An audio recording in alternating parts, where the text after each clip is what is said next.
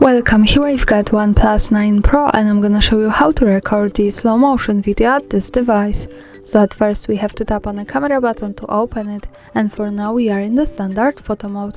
Let's change this by using this settings bar and just simply going to the left to the slow motion. So here we are.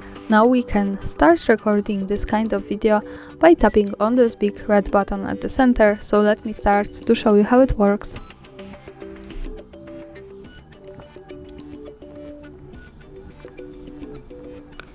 And now let's stop by tapping again on this button. To see the video, let's move to the right to this one. When we pick it, we get quick access to the gallery, and now we can play our video by tapping on the center.